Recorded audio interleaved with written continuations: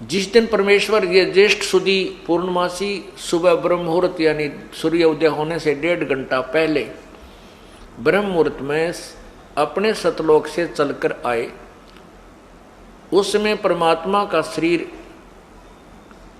के शरीर का इतना तेज था, बहुत ज्यादा तेजों में शरीर परमात्मा सतलोक से आए थे।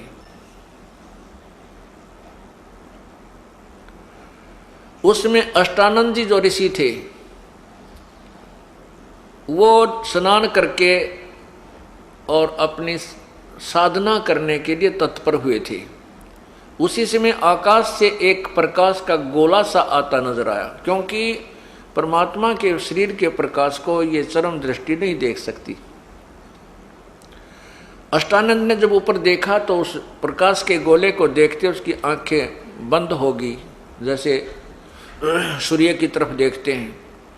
जब आंखें बंद हुई तो आंखों बंद होने के उपरांत उसने देखा कि ये तो कोई नवजात शिशु सा बन गया। वो जैसे सूर्य की तरफ हम देखते हैं और जब आंखें बंद करते हैं तो एक गोल गोल सी आकृति प्रकाश रहित दिखाई देती है। ऐसे ही वो परमात्मा का जो शरीर का प्रकाश था उसकी तरफ देखने के बाद उसकी आंखें बंद होगी तो उसमें से जैसे बालक नजर आया, एक छोटा सा शिशु।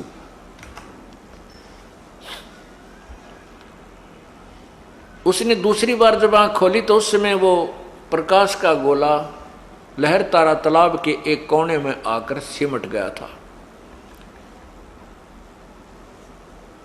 वहां कमल के फूल पर वो परमात्मा, क्योंकि बालक रूप में ही धारण करके वहां से चले थे, उनका बहुत तेजोमय शरीर था, वहां आकर परमात्मा ने अपने तेज को समेट लिया और केवल वो बच्चा ही नजर आने लगा।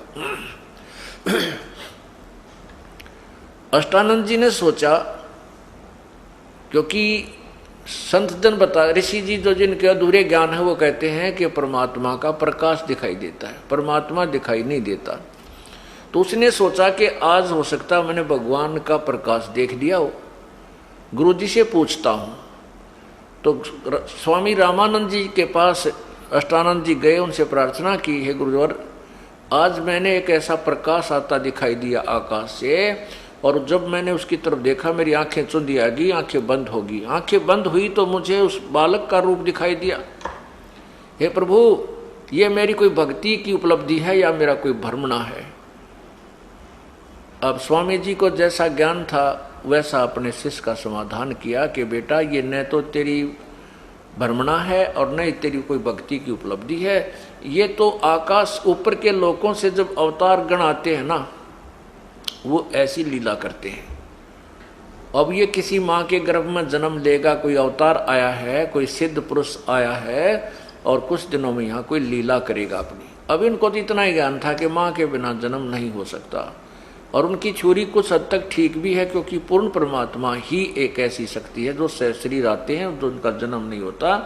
बाकी सभी इन ब्रह्मा विष्णु महेश तक का भी जन्म होता है, माँ से ही जन्म होता है, मृत्यु भी होती है। ये तो इनका ये हार्ड एंड फास्ट रूल है, लेकिन परमात्मा पूर्ण ब्रह्म के ऊपर ये लागू नहीं होता।